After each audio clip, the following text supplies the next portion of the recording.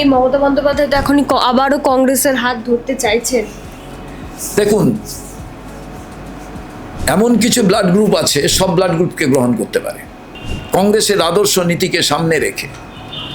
আর এই লড়াইয়ে কেউ যদি অংশীদার হতে চান তার জন্য দরজা খোলা, তার জন্য আমরা সবাই স্বাগতম বলে আহ্বান করতে চাই। তৃণমূলের যে সমস্যাটা তৈরি হয়েছে, নিজের আইডেন্টিফিকেশন তৈরি করেননি। নিজেদের আইডেন্টিফিকেশন যদি তৈরি করতেন, কংগ্রেসের নামটা বাদ দিয়ে যদি আলাদা অস্তিত্ব গড়ে রাখতেন, তাহলে আর যাই হোক আজকে এই ক্রাইসিস, এই আইডেন্টিফিকেশন ক্রাইসিস আজকে মোকাবিলা করতে হতো না। কংগ্রেস কর্মীরা মনে করে যে তাদের নেতারা তারা যে লক্ষ্য নিয়ে সংবিধান বাঁচাবার শপথ নিয়েছেন, সেই সংবিধানকে রক্ষা না করতে পারলে আরও বহু মানুষের প্রাণ চলে যাবে। হাই, আমি একটা বই পোকা। ছোটবেলা থেকেই মা বলতো পরীক্ষার আগে বইগুলো গুলে খেতে হবে। তো ব্যাপারটা আমি একটু বেশি সিরিয়াসলি নিয়ে ফেলেছিলাম। খুঁটিয়ে পড়তে গিয়ে বই খুঁটে খেয়ে ফেললাম। তাও ক্লাস 11-এর দুটো সেমিস্টারে একটাও কমন পেলাম না। কিন্তু 12-এর সেমিস্টারগুলোতে ছক্কা মেরেছি, কারণ আমি ডিসকভার করেছিলাম মৌলিক লাইব্রেরি প্রকাশিত সম্রাট সিরিজের সমস্ত এক্সক্লুসিভ সাজেশন বুক উইথ প্রচুর কমন পাওয়ার গ্যারান্টি, প্লাস টেস্টি ছিল। স্যার, একেবারে তৃণমূল কংগ্রেস 15টা বছর যে দল ক্ষমতায় ছিল, আজকের 1 মাস সবেমাত্র হয়েছে, তার আগে থেকেই দলটা একেবারে ভেঙে চুরে গেল। যেই তৃণমূল কংগ্রেসের হাতে একাধিক কংগ্রেস নেতা কর্মী তারা আক্রান্ত হয়েছে বিভিন্ন জায়গায়। কি বলবেন, এটাকে আপনারা কিভাবে দেখছেন? এবং এই যে তৃণমূল নেতাদের যখন সময় সময় দেখছি তাদের উপর ডিম থেরাপি চলছে, সাধারণ মানুষ তাদেরকে ডিম ছুঁড়ে মারছে। দেখুন, দেশের আইন আইনের মতো চলুক। অরাজক পরিস্থিতি কারুরই কাম্য নয়। কেউ অন্যায় করলে ল্যান্ড অফ দ্য ল সেই অনুযায়ী তার সাজা হওয়া উচিত, এবং তাকে সেই মতো যে আইন মোতাবেক গ্রেপ্তার করা, তারপরে তার পানিশমেন্ট দেওয়া, সবটাই আমাদের সাংবিধানিক প্রক্রিয়ার মধ্যে হওয়া প্রয়োজন। জনরোষ একটা সময় তৈরি হয় ঠিকই, কিন্তু লাগাতার যদি একটা পদ্ধতি চলতে থাকে এটা সংক্রামক ব্যাধির মতো চলবে। প্রশ্ন হলো, তৃণমূল কংগ্রেস যেদিন তৈরি হয়, দেখবেন রাজনীতিতে তর্ক বিতর্ক আদর্শগত লড়াই এটা সব সময় চলে যে কোনো রাজনৈতিক দলের ভেতরে।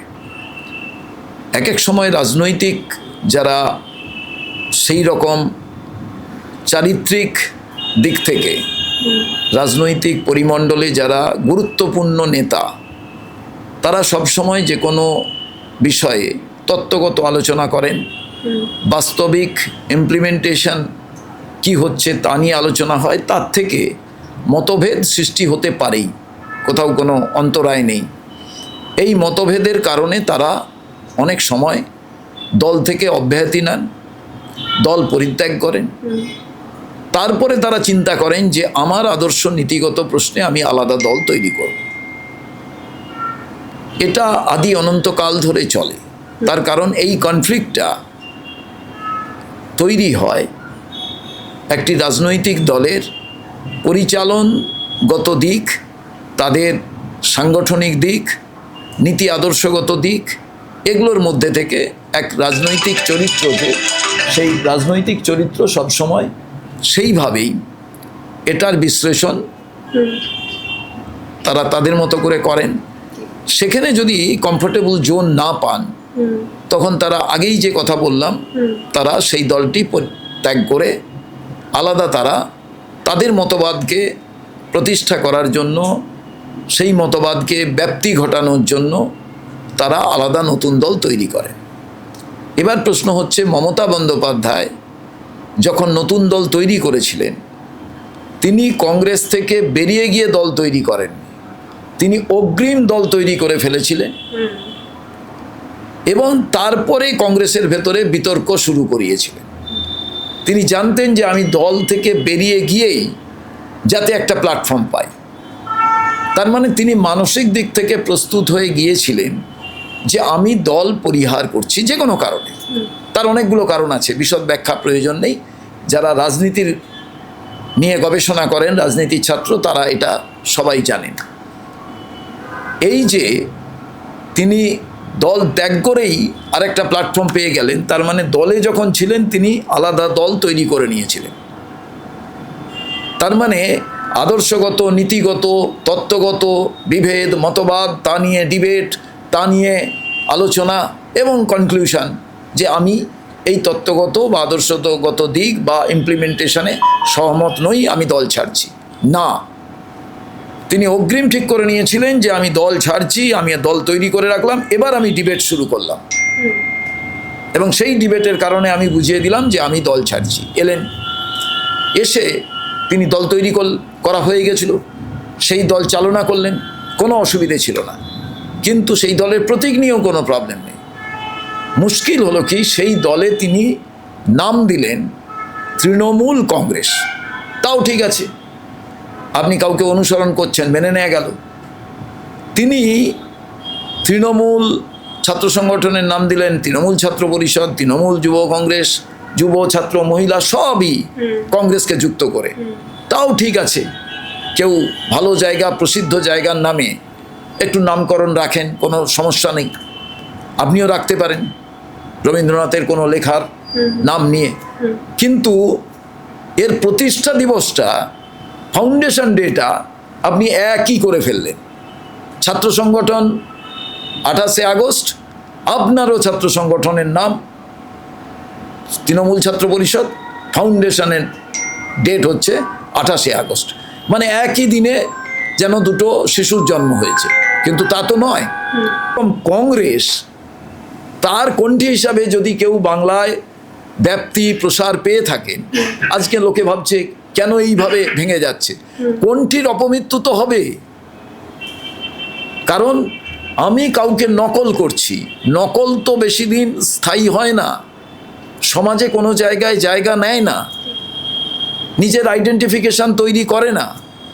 ঠিক তেমনিভাবে আজকে তৃণমূলের যে সমস্যাটা তৈরি হয়েছে, নিজের আইডেন্টিফিকেশন তৈরি করেননি।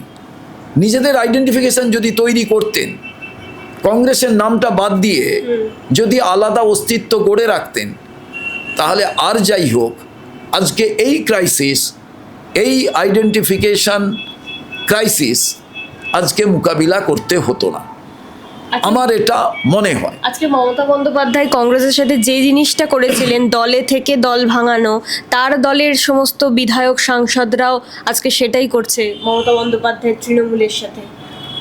ইতিহাস এবং ক্রাইম ঘুরে ফিরে ওই জায়গাতেই আসে। ভালো জিনিস, খারাপ জিনিস সবটাই একসময় ইতিহাস হয়, কিন্তু ক্রাইমোলজির মূল বিষয় ঘুরে ফিরে আপনাকে ওই জায়গায় আসতে হবে। ইতিহাসের পুনরাবৃত্তি, সেটাই কিন্তু মানুষ দেখতে পায়। এবং যে পদ্ধতিতে আপনি অন্যের রক্তক্ষরণ করবেন, অন্যকে আপনি দংশন করবেন, আপনি ঠিক একই পদ্ধতিতে দংশিত হবেন। এটাই কিন্তু চক্রবৎ পরিবর্তনতে তারই উদাহরণ। এবং গাড়ির চাকা চলতে থাকলে সেটা কিন্তু উপর নিচ হবেই। এই মমতা বন্দ্যোপাধ্যায় তো এখনই আবারও কংগ্রেসের হাত ধরতে চাইছেন। দেখুন, এমন কিছু ব্লাড গ্রুপ আছে, সব ব্লাড গ্রুপকে গ্রহণ করতে পারে। আমরা তো বহুত্ববাদে বিশ্বাস করি, বিজ্ঞান মনস্কা। আমরা মনে করি ভারতবর্ষের মনুবাদী বিচারধারার বিরুদ্ধে লড়তে কংগ্রেসই পারে, তাই আমরা আরএসএসের বিচারধারার বিরুদ্ধে লড়াই করি।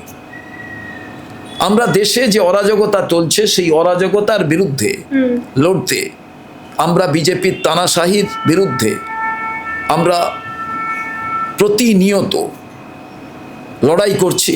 আর এই লড়াইয়ে নেতৃত্ব দিচ্ছেন আপোষহীন সংগ্রামের নেতা, জননেতা, বিরোধী সমস্ত মানুষের কণ্ঠস্বর, নিপীড়িতের আওয়াজ, শোষিতের কণ্ঠস্বর, তার নাম রাহুল গান্ধী।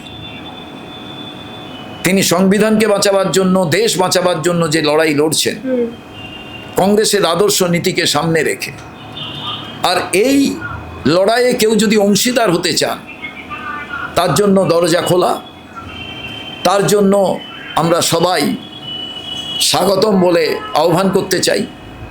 এবার প্রশ্ন হচ্ছে, কেউ বলতে পারেন যে যারা অপরাধী, টেন্টেড, যাদের গায়ে কালির দাগ আছে, আপনারা কি তাদেরও নেবেন?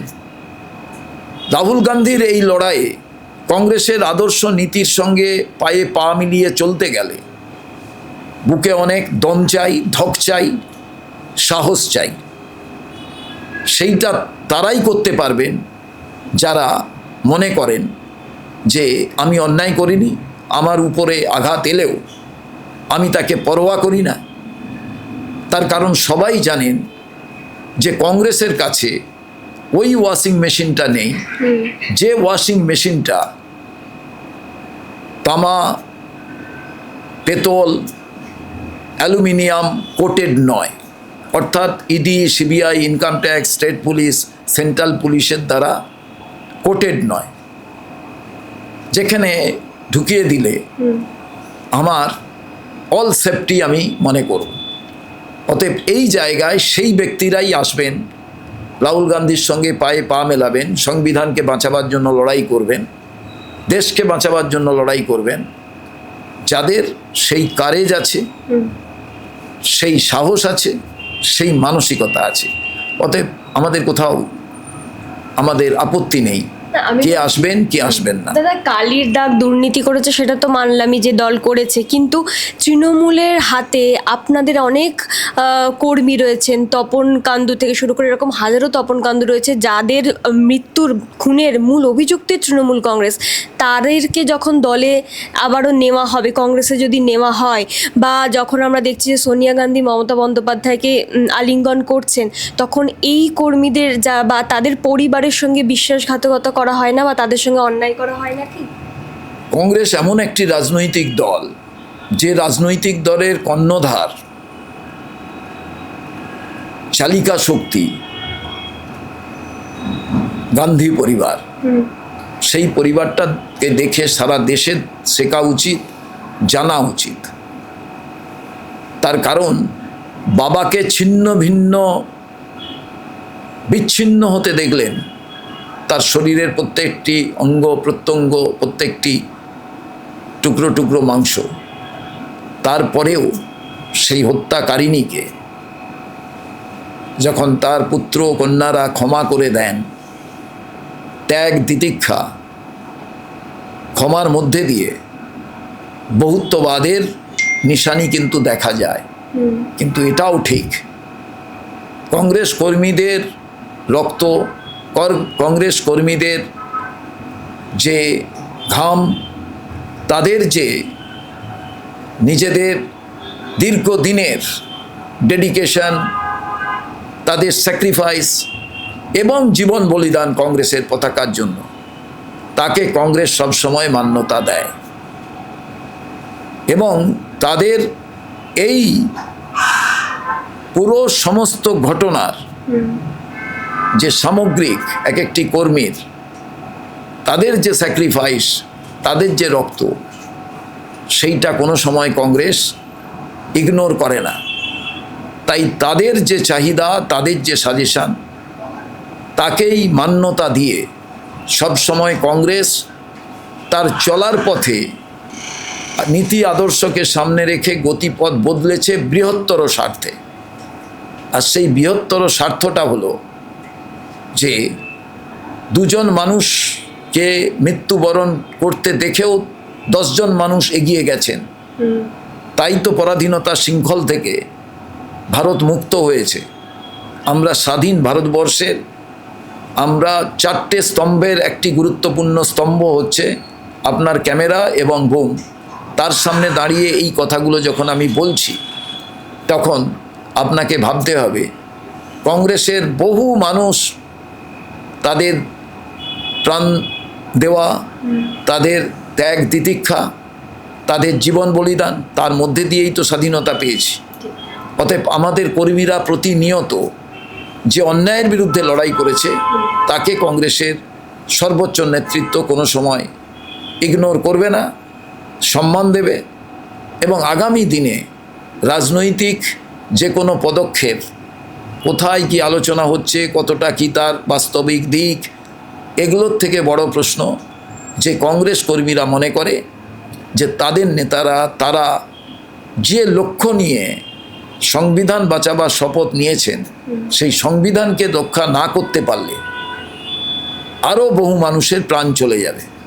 সেই বহু মানুষের প্রাণ বাঁচাতে গিয়ে কোথাও যদি মনে হয় যে না, এমন কিছু সিদ্ধান্ত যা হয়তো কর্মীর মনঃপূত হবে না, কিন্তু মুহূর্তের মধ্যে তিনি বুঝতে পারবেন যে 10 জনকে বিসর্জন দিয়েছি, আরও যাতে 1000 জনের বিসর্জন না হয়, তার জন্যই কিন্তু এই লড়াই।